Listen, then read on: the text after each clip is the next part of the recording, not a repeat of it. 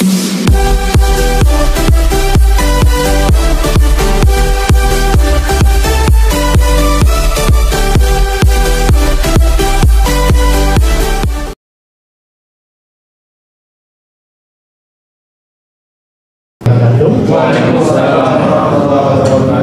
sejahtera bagi kita semua, swastiastu, namo buddhaya, salam kebajikan. Senang sekali kita bisa mampir ke sini, Bapak Ibu. Mungkin kalau Mas Haji sebagian sudah kenal ya, sudah beberapa kali ke sini. Saya memperkenalkan diri, saya Alvan Pujilasono. Bapak Ibu bisa panggilnya Alvan. Di sini kami dari Simulek bertiga, Bapak Ibu, saya dan Mas Haji dan Pak Dermawan yang di belakang, yang nantinya akan mendampingi Bapak Ibu sekalian untuk sharing ya, istilahnya sharing tentang teknologi terbaru. Saya kok ngap ya pakai ini, izin luar biasa cepat. Jadi kami dari Simulek, saya fokusnya dari IT Content Knowledge Management di Simulek.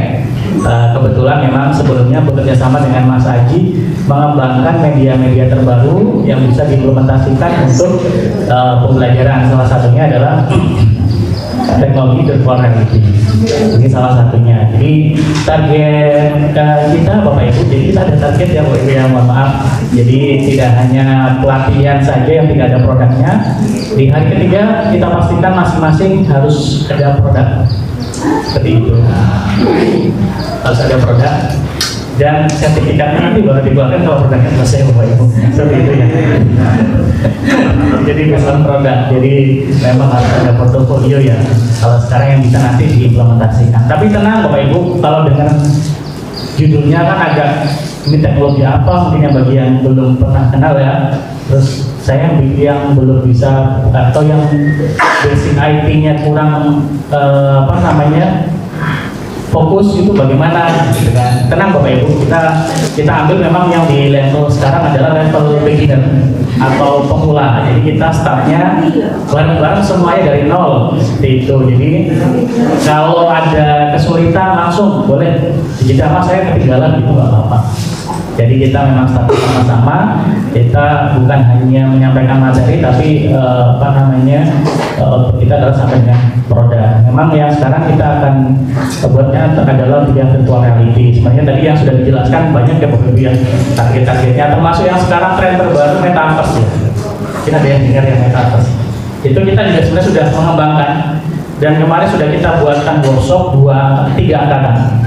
Itu tentang metaverse, bukan teori Bapak Ibu, bukan teori. Jadi kalau yang sekarang banyak teori, seminar menyambut metaverse, seminar terus kan nggak tahu kapan disambutnya. Tapi kita kemarin coba implementasikan, kita buka 3 angkatan, kita melaksanakan pembelajaran berbasis metaverse. Tapi benar-benar memang harus ada produknya seperti itu. Itu arahnya akan ke sana. Salah satunya kalau Bapak Ibu sudah bisa mengenal tentang virtual reality, augmented reality, ada lagi namanya mixed reality ya Bapak ini bercampur-campur. Nanti akan saya jelaskan apa sih kaitannya antara beberapa teknologi itu dan bagaimana pemanfaatannya di dalam pembelajaran. Nah, dari yang judul workshop kita adalah penggunaan virtual reality dalam pembelajaran, yang mana output akhirnya dalam 3 hari ini adalah dikemas dalam satu modul hyper content. Jadi modul hyper content itu modulnya semuanya ada lengkap, ada audionya, ada videonya, ada simulasinya, ada 3D-nya, seperti itu. Semuanya masuk di sini. Termasuk nanti yang output VR kita itu bisa dimasukkan semua ke dalam satu modul pelajaran lengkap seperti itu. Jadi kalau sekarang nih Bapak Ibu sudah familiar ya membuat buku digital seperti itu ya, dokumen digital, PowerPoint dan lain. Tidak jauh berbeda Bapak Ibu, hanya saja konten yang ada di dalamnya yang mungkin agak sedikit berbeda, termasuk implementasinya. Nah, presentasi saya bisa diakses Bapak Ibu, langsung saja bisa di-scan, atau kalau tidak bisa scan bisa diketik di handphone bit.ly/e-modul-hyper. Kita boleh dibuka di laptopnya. Jadi pas saya presentasi Bapak Ibu boleh sambil, karena ini modulnya interaktif ya, jadi Bapak Ibu bisa praktek langsung di laptop atau di handphonenya masing-masing. Kalau biasa scan ya langsung Kan sekarang sejak pandemi Bapak Ibu sudah terbiasa scan ya, kalau masuk mall itu scan ya. Sama saya juga modulnya sekarang scan. Tinggal langsung bisa diakses.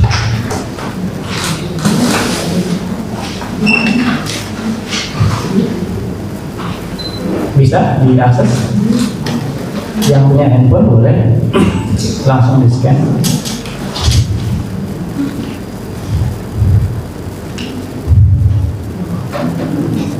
Atau boleh dibuka di laptop.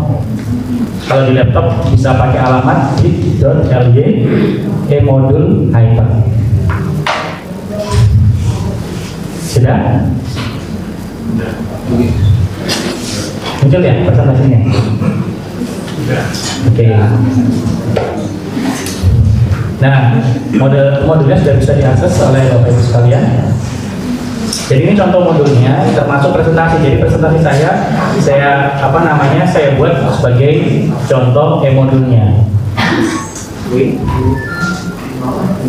Oke.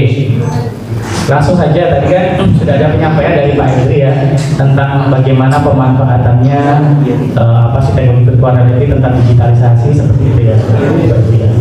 Nah ini yang terpenting Bapak Ibu, jadi kita di semua kan memang fokusnya untuk PJJ ya, pembelajaran jarak jauh.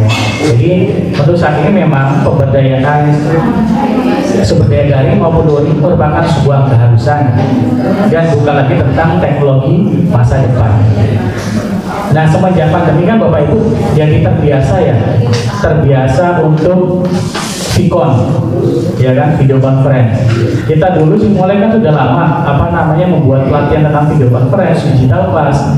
Tapi sebelum pandemi kita ya, mohon maaf Bapak Ibu tidak diimplementasikan. Jadi setelah pelatihan kita Bapak Ibu bisa Vicon ya bisa, tapi setelah kembali tidak dipakai. Pas pandemi ternyata adalah hampir semuanya sekarang dikonversi menjadi video conference, ya kan? Itu. Sebenarnya kita tidak bisa mengesampingkan. Artinya, apakah kita harus semuanya turun, semuanya dirubah ke digital? Tidak. Konsep belajar learning tetap berjalan. Tatap muka itu tetap penting. Tidak bisa digantikan oleh semuanya serba online. Meskipun semua digital sudah keren, sudah bagus, tetap tatap muka itu akan dibutuhkan. Jadi konsep yang kita manfaatkan adalah konsep blended learning. Jadi memanfaatkan bagaimana tatap muka, bagaimana juga secara daring. Nah ini PR-nya. Siswa sekarang adalah mereka sudah bosan ketika disuruh Vicon. 1 jam per 30 menit masih oke. 30 menit lebih mereka matiin semua kameranya. Ada yang mute, ada yang ini, ada yang hilang. Jangankan siswa kita aja kalau dia rapat, dia di seminar baru ya. Yang penting saya dapat sertifikat, kamu dimatiin ini kan, di mute. Iya memang kenyataannya adalah Vicon itu tidak bisa dilaksanakan dalam waktu yang panjang kalau tidak ada interaksi yang menarik. Jadi kalau kita ikut seminar dan di depan bicara sendiri kan kita juga bosan bekerja, apalagi Vicon seperti itu. Maka PR kita adalah membuat pembelajaran berbasis asinkronus mandiri. Dibutuhkan konten yang menarik, jadi menyesuaikan dengan segmen peserta didik kita, yaitu dengan memanfaatkan ada share videonya, ada audionya yang mereka bisa interaksi sendiri, ada animasinya, ada visualisasinya, ada simulasi 3D-nya di situ di dalamnya. Jadi itu harus dimanfaatkan, termasuk mereka ketika belajar sendiri itu mereka senang. Itu. Jadi ada feedback dari peserta didik. Nah, ini salah satunya. Ini gambaran bagaimana pemanfaatannya ketika kita di kelas ya. And it uses virtual reality. Ini salah satu pemanfaatan reality. Teleport students to far-flung places often seen in their textbooks. Jadi seperti ini konsep pembelajarannya berbasis virtual reality. Vanita, good morning. Good morning, we're at Lab Middle School in Lower Manhattan where the kids are doing in just a few moments. This is about one of 100 schools across the globe using this new virtual technology. We spoke with Google and they told us they came up with this idea after hearing from teachers who wanted to bring abstract concepts to life. Google's new program is taking kids on field trips where no bus has ever gone.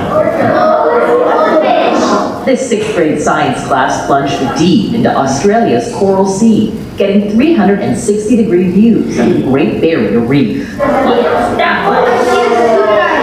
The classroom scuba divers crisscross the planet to Ecuador's Galapagos Islands, getting an up-close look at sea lions far below. Jadi seperti ini Bapak Ibu, salah satu kemanfaatannya. Bagaimana di kelas konten pembelajarannya itu sudah kita kemas. Dulu saya belajar sejarah, bosan Bapak Ibu suruh menghafal ya. Tapi ketika sejarah itu kita bawa ke dalam kelas, kita bisa lihat visualisasinya, termasuk minimal dengan video animasi. Bisa bagus lagi dengan yang tadi teknologi virtual reality, bisa pakai Google Cardboard.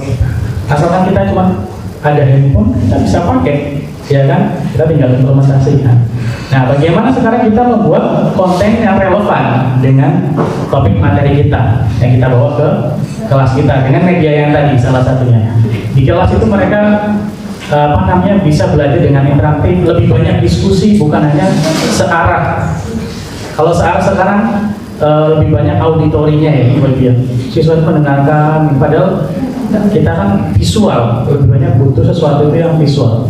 Itu salah satunya. Ini yang tadi target kita adalah bagaimana kita membuat media-media yang tadi bisa dimanfaatkan seperti tadi. Jadi kita belajar sejarah, saya belajar tentang kebudayaan, atau belajar tentang sejarah Borobudur, ya Borobudurnya kita bawa ke kelas. Seperti itu.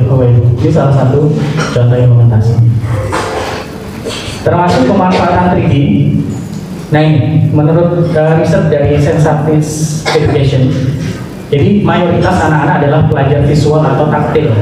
Mereka tuh butuh ada sentuhan, ada rabangan. Sedangkan sekarang mayoritas instruksi di kelas itu auditori, berbasis pendengaran. Dan siswa belajar lebih banyak dengan melihat dan mengalami daripada mendengarkan. Ternyata mereka mengatakan mereka lebih baik belajarnya ketika mereka melihat visual, ada 3D-nya seperti itu, berbasis visual.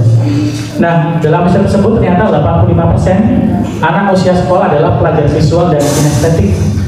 Hanya 15% yang auditori. Tapi sekarang di sekolah, konten materi pembelajaran semuanya ada auditori paling banyak. Hanya sedikit yang berbasis visual. Padahal secara riset 85% kita itu visual ternyata butuh sesuatu yang secara visual. Jadi dengan visual 3D kita bisa menyampaikan sesuatu yang rumit, tidak bisa dijelaskan, yang abstrak, tapi bisa disampaikan secara koordinasi. Kita cerita tentang COVID, bentuk COVID kayak gimana kan kita nggak tahu gitu. Ada yang percaya, ada yang tidak. Tapi ketika ada visualisasi, ada penyampaian bagaimana cara penyebarannya, ada visual animasinya, kan kita jadi tahu oh seperti itu ternyata virus itu berkembang dia bisa menyebar. Jadi salah satunya arahnya ke sana. Dan ternyata impactnya adalah ketika pembelajaran itu ada visualisasi termasuk 3D, ada kenaikan rata-rata 17% dalam cara mereka menangkap ketika tes di pembelajaran. Dan di modul 4.0 nanti yang akan kita kemas adalah kita akan mengemas sebuah modul yang salah satunya adalah ada teksnya, ada audio, infografis, video animasi, simulasi 3D, augmented reality, virtual reality, mixed reality, sampai dengan kuis. Jadi langsung sampai dengan satu ada evaluasinya ya. Jadi terukur. Salah satunya ini, saya belajar di konten tentang sejarah. Kalau Bapak Ibu melihat yang di halaman ini, kelihatan ya? Itu kita bisa langsung interaksi dengan objeknya. Coba diklik. Kalau diklik,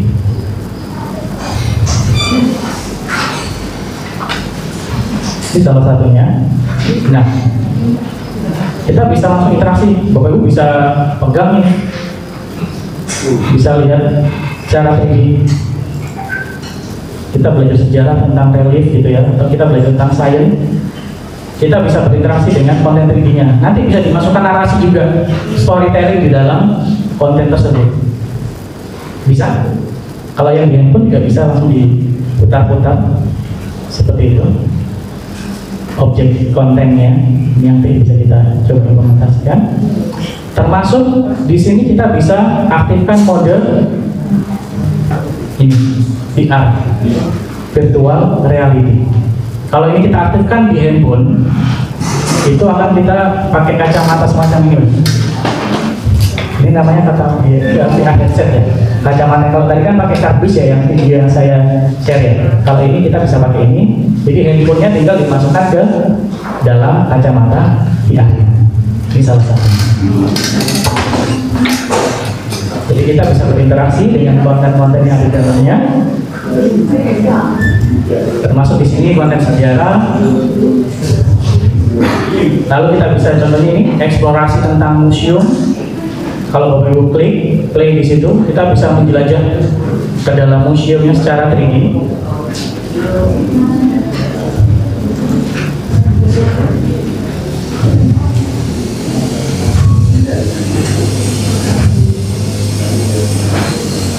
Nah, seperti ini ya. Jadi kita benar-benar seakan-akan dibawa masuk ke dalam museum tersebut, Bapak Ibu. Nah, seperti itu. Termasuk di sini ada informasinya.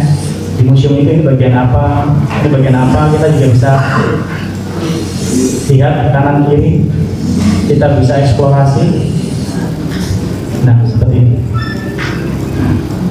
Ini salah satu output visualisasi nanti bisa kita manfaatkan dalam satu modul pembelajaran, dikemas dalam satu modul. Ini juga salah satu contohnya tentang sejarah. Nah, ini ada lagi. Ini yang kita buat contohnya, kita ingin jalan-jalan ke museum. Tadi Mas yang di bagian depan tadi kan ada yang siswa-siswinya menggunakan kacamata ya. Itu bagaimana sih caranya? Nah, ini ada yang di sini di halaman keberapa ini.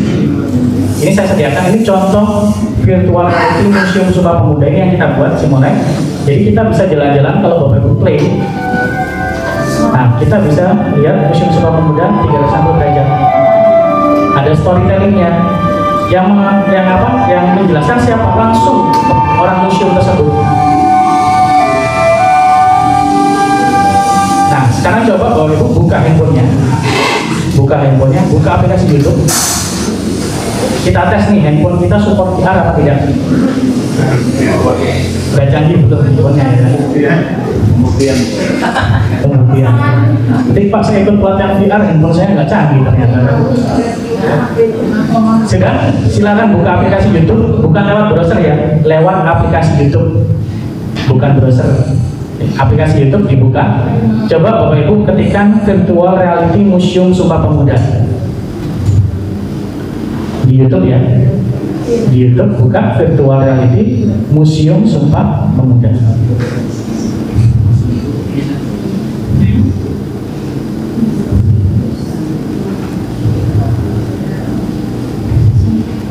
Sudah? Nanti muncul yang ini ya, yang virtual reality. Silakan di play. Sudah? Kalau di play, di maximize, handphonenya digeser putar kanan kiri gini. Bisa nggak muter? Kalau muter otomatis berarti handphonenya sudah canggih, sudah support VR. Kalau digeser-geser tetap diam berarti ini lagi. Ada? Ada nggak yang nggak gerak semua? Berarti handphonenya sudah canggih. Itu kalau kita lihat sampai belakang kelihatan.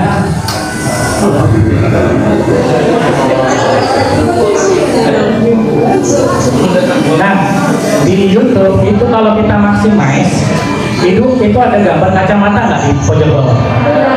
Coba di play, diklik. Ada? Nah, kan jadi dua.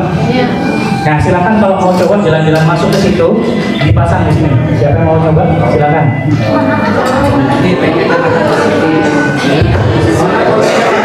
Ada yang mau nyoba handphonenya?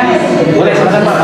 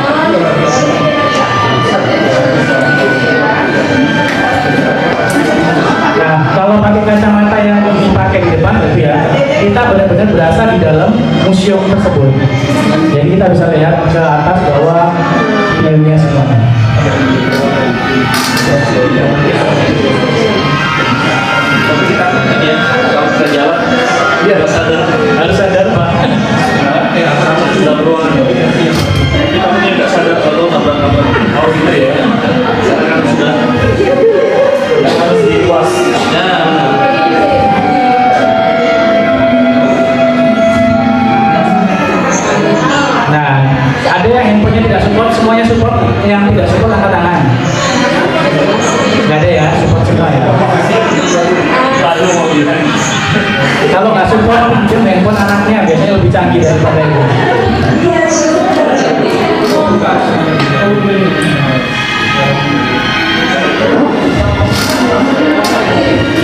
Ada yang baru sadar ternyata handphone Bapak Ibu canggih? Ya, nggak sadar ya? Biasanya cuma dipakai buat WhatsApp sama oh gitu. TikTokan, ada yang TikTokan? Salah saya.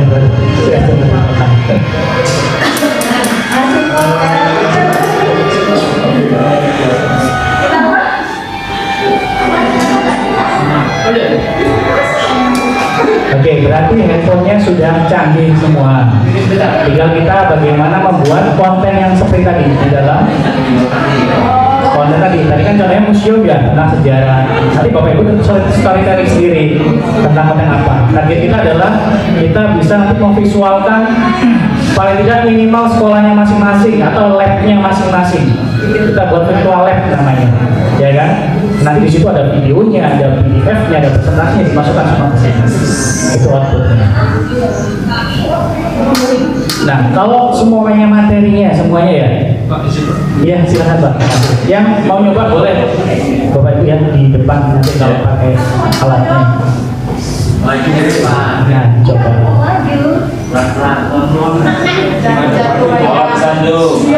Jatuh.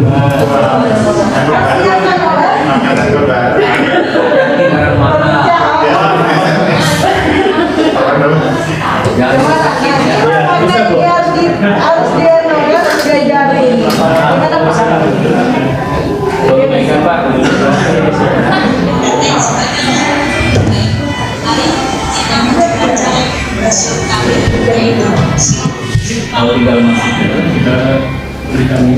Kalau kelak dulu kan ada. Ya, murah tuh. Ini kalau ada aku dari mana? Ya.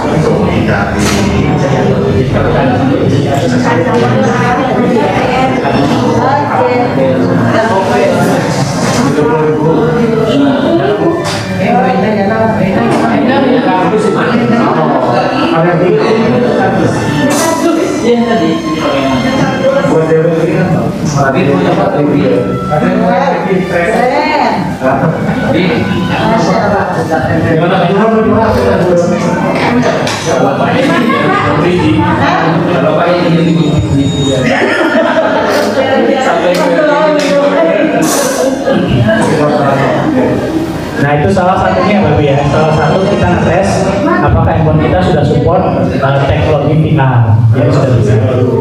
Nah sekarang kita akan membedakan apa sih bedanya antara virtual reality, augmented reality, ada lagi mixed reality. Berbeda. Padahal ini semuanya beda di tiga-tiganya.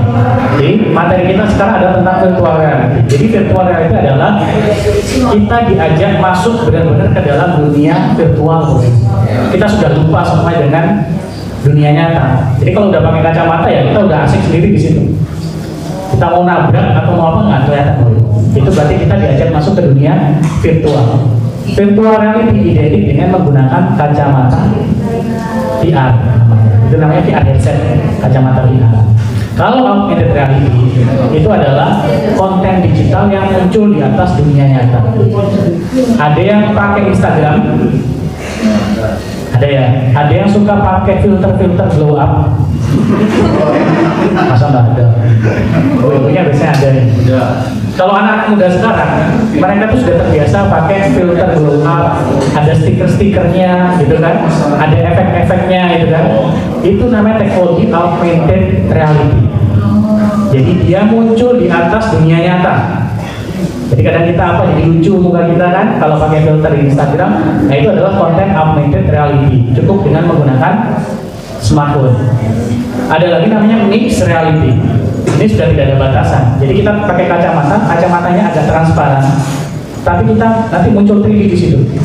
Kita bisa interaksi dengan kontennya. Kita bisa pegang, kita bisa perbesar, kecil gitu. Nanti di kelas mungkin sudah pakai mixed reality beberapa tahun lagi. Jadi kita di kelas pakai kacamata, udah Bapak Ibu dan siswanya gini-gini aja sendiri. Karena semua kontennya muncul di dunianya. Nah Jadi itu salah satu perbedaan antara tiga tadi ya, Bapak Ibu ya, augmented reality, virtual reality, dan juga mixed reality.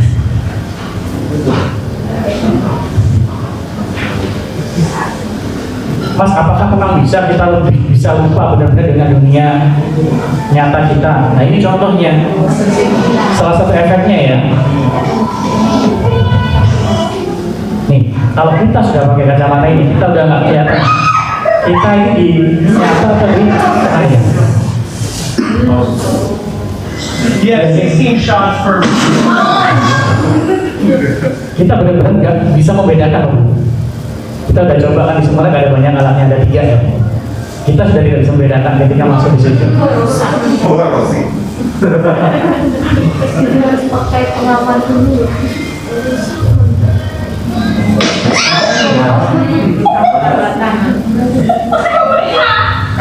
Jadi dalam inersinya sudah beda.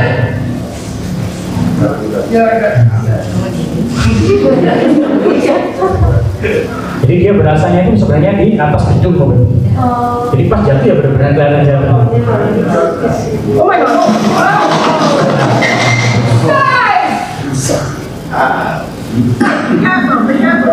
Nah ini jadi kita seakan di atas gedung, kita jalan di situ. Jadi imersinya sudah beda. Imersinya sudah beda kalau kita sudah masuk di dunia virtual ya. Memang apa namanya perlu kaidah-kaidah tertentu ya apabila nanti untuk praktik dan lain. Tapi kalau entertain ya sebebas-bebasnya ya kan. Tadi kan efeknya seperti itu. Jadi itu menekankan bahwasanya teknologi ini sudah bermainnya di imersi. Jadi imersinya sudah berbeda. Jadi ketika nanti dalam pembelajaran kita seakan-akan dibawa masuk ke dalam pembelajaran tersebut, itu akan beda ketika kita cara menangkap poin-poin dalam pembelajaran tersebut. Ini salah satu. Nah, tapi kalau kita kan fokusnya adalah untuk penyiapan materi-materi pembelajaran ya. Salah satunya seperti ini, kita bisa jalan-jalan museum. Ini juga yang sudah kita buat, Museum Kris Surakarta. Termasuk di sini, kalau mungkin ada yang mengajar tentang kesenian, ada namanya Google Art and Culture. Jadi ini bisa dimanfaatkan juga untuk pembelajaran. Kita bisa melihat museum di dunia, lukisan-lukisan terkenal di dunia hanya dengan smartphone.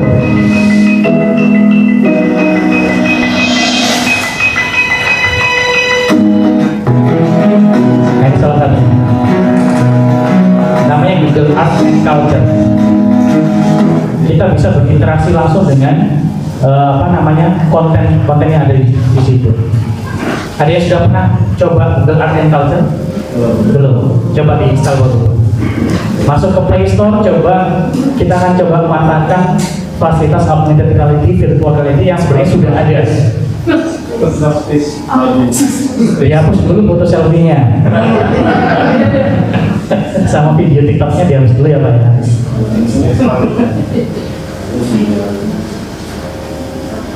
Silakan coba dicari Art and Culture. Google Art and Culture. Yang biru ini ya? Betul. Silakan coba di-install. Jadi saya mau lihat lukisan Mona Lisa yang asli di depan mata saya, di depan sini, bisa loh. Coba silakan buka. Jadi ada 2 aplikasi yang bisa kita manfaatkan. Satunya adalah Google Art and Culture, satu lagi Google Expedition. Bisa diinstal?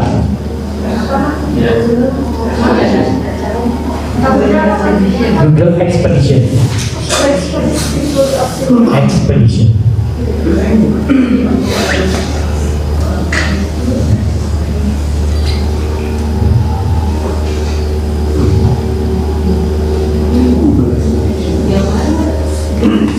Yang art and culture sudah? Sudah. Tampilan seperti ini loh ya. Nah, di sini ada tombol kamera. Silakan diklik. Muncul ya tombol kamera ini ya. Di situ yang bagian paling kiri itu ada namanya Place an Artwork. kita tes apakah handphone kita sudah support augmented reality. Kalau tadi kan virtual reality sudah support ya. Sekarang kita coba untuk augmented reality. Ada place artwork yang paling kiri sendiri. Ya, ini kan ada ini ya. Iya. Geser sampai mentok place artwork. Klik yang gambarnya atas. Klik yang place an artwork bisa. Ya. Yang kontak place an artwork. Terus kita disuruh ngambil apa namanya? Lantai. Ini ya. Kita diminta nanti saya share lantai. Nah, saya bisa melihat lukisannya benar di depan. Ulangi Mas.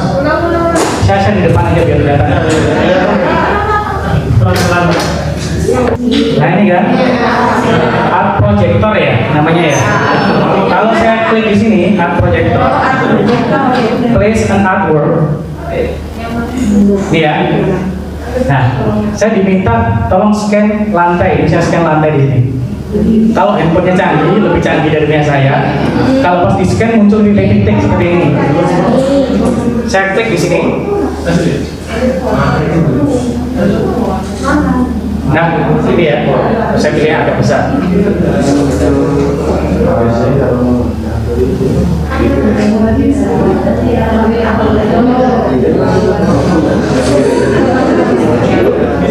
Nah ini, jadi langsung muncul lukisan di depan kayak ini. Saya bisa lihat ini lukisannya sampai detail kanvasnya.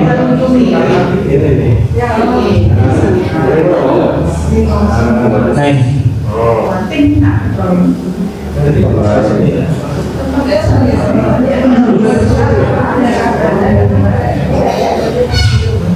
Nah ini, jadi langsung muncul di depan kita lukisannya. Gak bisa? Nah, ini lagi yang buat ya nggak apa-apa. Kalau ini memang butuh handphonenya agak canggih, karena dia bisa membaca kedalaman.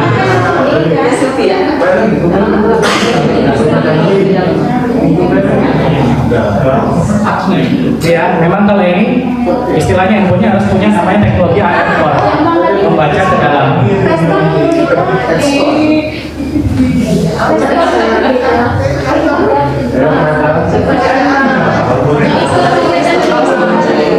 Ya, Bapak ya, saya mau lihat Mona Lisa ya. Di sini ukurannya memang segini Mona Lisa. Iya. Saya lihat di sini. Saya lihat sampai detail. Dia ada di depan sini.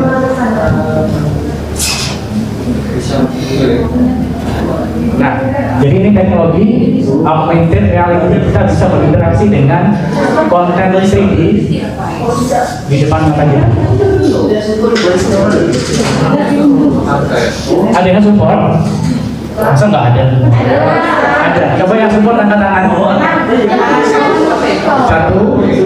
ya ada yang support. 2, 3, 4,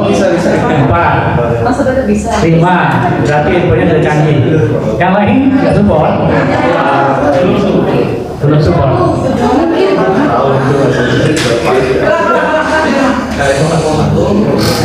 Jadi kalau memang support itu ada teknologi namanya teknologi AR Core.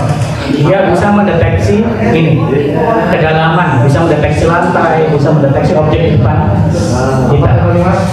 Apa? Teknologinya AR Core. Ya, AR Core. Nah, cara cek handphonenya support AR Core apa tidak? Dia.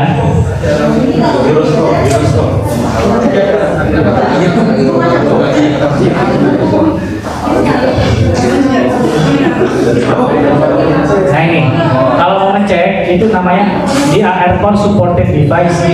Di sini ditunjukkan semua HP merek apa. Ini kalau Asus mereknya apa tipenya. Kalau Huawei yang apa? Ini semuanya ada. LG yang tipe apa?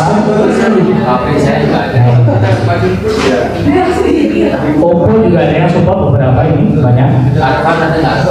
Advan kita coba cari Pak. Realme ada yang pakai Realme? Xiaomi. Nah, di sini itu Samsung paling banyak.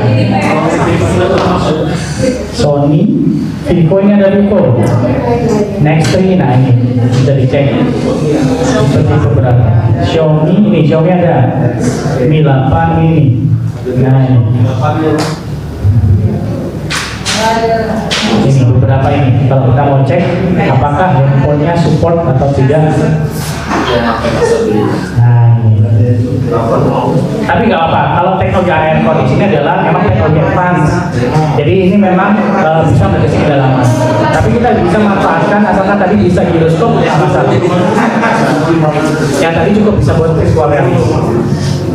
Karena tadi kita kan virtual reality ya.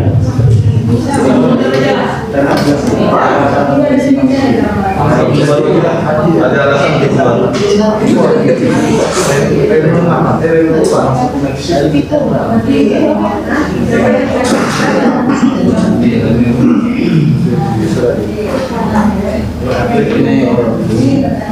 Nah, kita masuk lagi ke presentasi saya.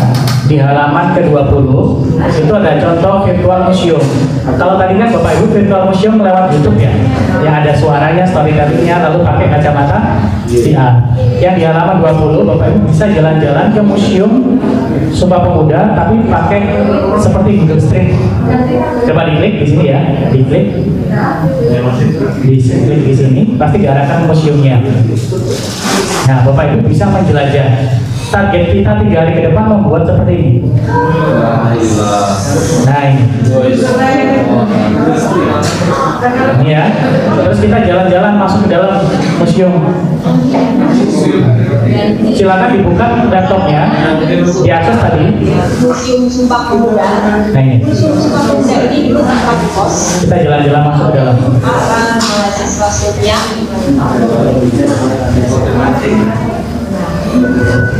Selamat datang di ruangan. Kita jalan-jalan benar-benar ke Museum Sumpah Pemuda. Ini ruang apa, ruang apa. Di ruang ini tempat apa. Selamat datang di ruang pertemuan. Masa pertumbuhan alat organisasi pemuda. Ya, kalau kita belajar sejarah gini enak ya Pak. Salah satu contohnya. Di ruang kongres pemuda pertama. Ruang ini ruang koleksi lembaga. Nah ini contoh. Kongres pemuda pertama. Kegiatan selama kongres pemuda pertama. Himpunan pelajar-pelajar Indonesia, Partai Nasional Indonesia, dan terdapat pada saat kongres pemuda pertama. Terdapat juga diorama suara pemuda sedang mendengarkan radio, menggambarkan aktivitas pemuda. Keren kan Bapak Ibu ya? Datanya kan bagus ya, imersinya dapat. Kita bisa eksplorasi ke sana, ke dalam. Saya yakin ini 2 hari Bapak Ibu sudah langsung bisa buat ini.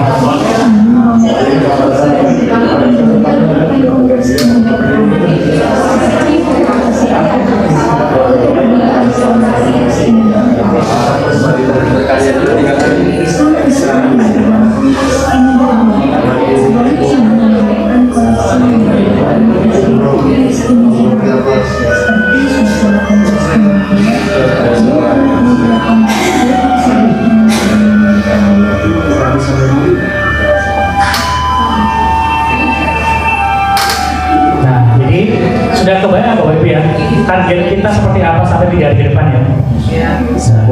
Susah nggak Mas? Ya susah. Gampang-gampang. 2 hari bisa. Sehari kita udah bisa buat. Karena kita pakai pemanfaatan teknologinya paling mudah. Kita pilihkan yang paling mudah yang memang itu bisa diimplementasikan langsung oleh Bapak Ibu. Kalau teknologinya susah kan juga nanti pas balik malas lagi buatnya kan ya. Ini kita pakai teknologi yang paling mudah yang semuanya bisa kita akses lewat smartphone. Seperti ini. Oke. Penasaran? Langsung pengen nyoba? Oke, langsung saja. Teorinya jangan banyak-banyak, nanti ngantuk ya kita ya. Oke, langsung saja. Gimana caranya meng-capture view-nya jadi 360 tadi? Tadi kan kita bisa jalan-jalan ya. Kalau kita foto kan sekali jepret hanya bisa 1. Ada yang pernah pakai panorama? Panorama berarti berapa derajat? 180. Bedanya kalau yang tadi fotonya adalah 360. Gitu. Ada yang punya kamera 360 di sini? Waduh, belum. Ingatnya dulu kamera 360 itu filter glow up. Ada yang pernah pakai? Ya, cewek-cewek biasanya pernah pakai aplikasi kamera 360, ya kan? Beda Bapak Ibu. Kalau yang tadi kameranya itu seperti ini. Kamera 360. Nah, seperti ini sebenarnya kameranya. Jadi sekali capture itu kena 360. Nah, Mas beli lagi dong. Kita kan belum pengadaan. Ingat lagi kan? Tenang, tidak usah khawatir. Kita pakai handphone kita bisa. Memang hasilnya tidak sebagus yang pakai kamera ini. Ini kan kameranya khusus ya. Jadi sekali jepret itu langsung bisa 360 derajat. Seperti itu. Manfaatnya seperti itu. Tapi ini sebenarnya juga nggak mahal-mahal Bu. Kalau nggak salah 3 juta udah dapat. Ada yang paling mahal ya, 6 juta. Ini kalau nggak salah 2,5 juta. Oke, bisa dimanfaatkan. Nah, berhubung kita masing-masing tidak punya kameranya ya, dan saya juga lupa bawa kameranya, tidak masalah. Kita akan coba membuat tapi pakai smartphone kita masing-masing. Tadi saya cek semuanya smartphone-nya sudah support 360. Yang nggak supportnya adalah AR Core, ya kan? Banyak yang tidak support ya AR Core, tidak masalah. Karena target kita adalah virtual reality.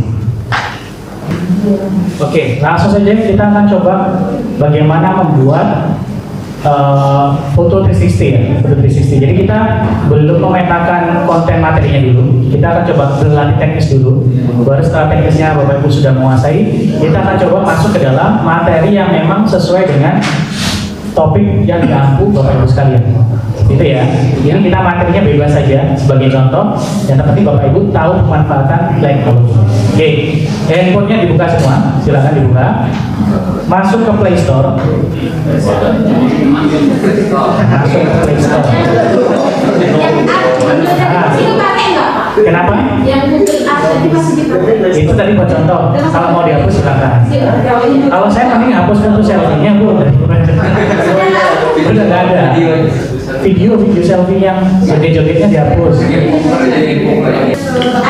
Kalau sudah di Play Store, silakan cari namanya Google Street View seperti ini.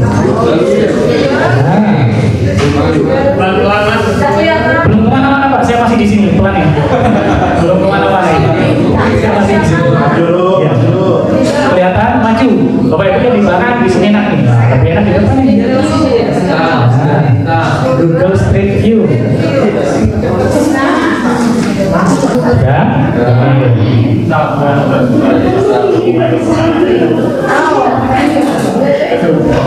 Ya nggak cukup dibersihkan dulu video-videonya. Biasanya itu dari WhatsApp-nya itu ada yang video yang viral-viral itu.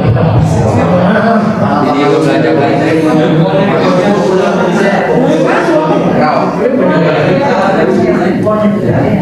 Oke.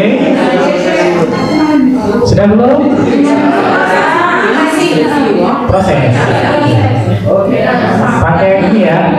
Pakai tethering atau pakai itu? Pakai wifi. Ya. Apa susahnya? Yang Google Street View ya. Yang nggak bisa tulisannya apa? Nah.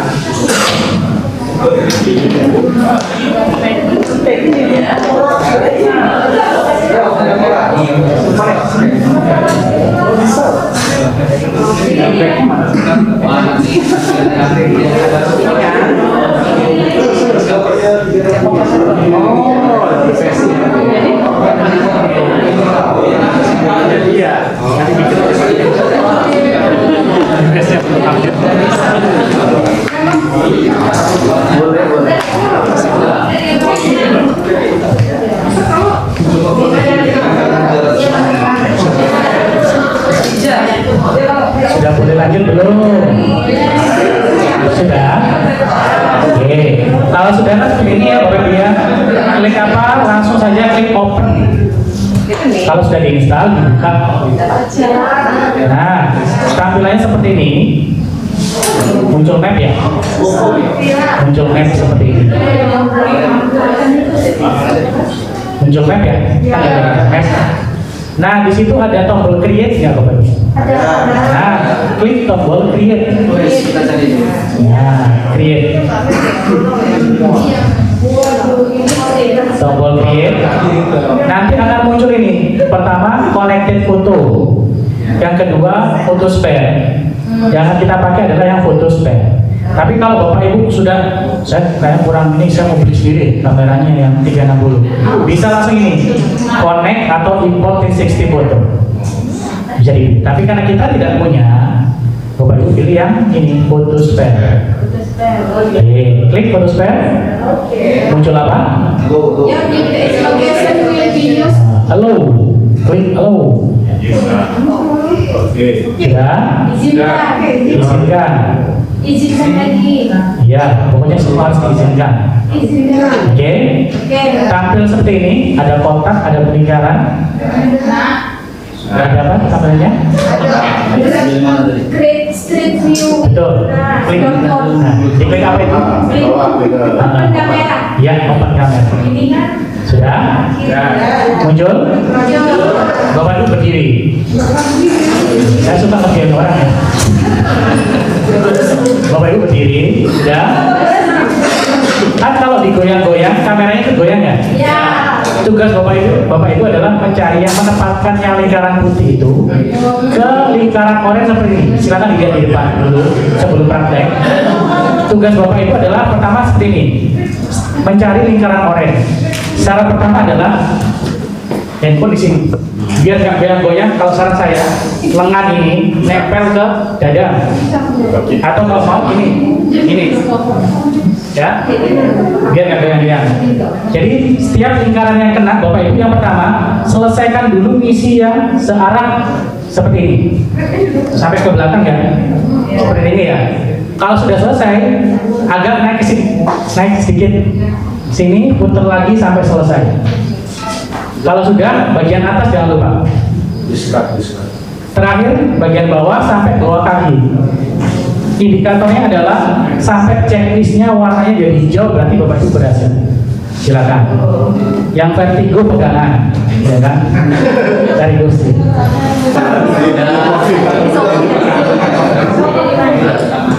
Ada proses itu semua dia.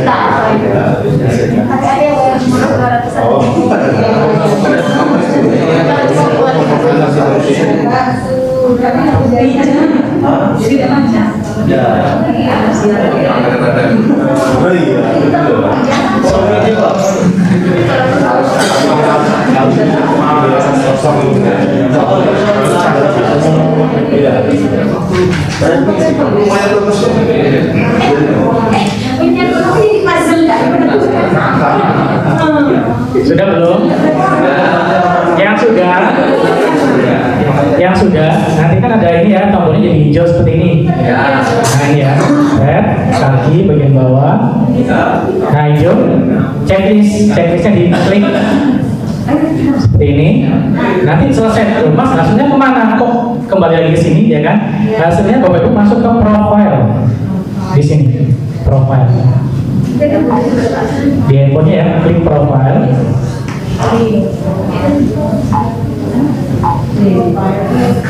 Klik profile. Nah ini ya, langsung dia biasanya ada proses downloading. Saran saya, karena ini uji coba ya, jangan diklik publish. Ya. Kalau publish artinya otomatis ini langsung terekspos. Katanya, Ya. ini saya sudah video, tapi bukannya jadi kayak batu masih. Iya, nggak apa-apa. Belum selesai soalnya itu. Iya, sudah hijau di checklistnya. Sudah, kalau sudah masuk profile, ini jangan dipublish, apalagi nanti kalau pas coba iseng ini ya di kamar, tapi jangan dipublish. Jadi Kan nanti ada yang sesuatu yang perlu disensor kan? Iya. Di centelan apa gitu kan, Pak ya? Kalau publish kemana? Publish dia langsung ke Google Maps. Karena di situ dia akan mendeteksi koordinat Bapak Ibu. Jadi kalau kita memvisualkan di kamar atau di dapur, ya koordinatnya di dapur itu terekspos semua ke seluruh dunia bisa mengakses. Oh ini kamarnya Pak Alfa kayak gini. Tahuan. Saran saya tidak usah dipublish. Caranya tidak usah dipublish gimana? Ditunggu sampai dia proses downloadingnya selesai. Iya, downloadingnya selesai sampai 100%. Iya. Publish. Tapi nggak apa-apa. Kalau tempat umum seperti ini nggak apa-apa. Yang tempat pribadi ya kan. Nah, kalau sudah klik tadi, ini ya, kalau sudah 100%.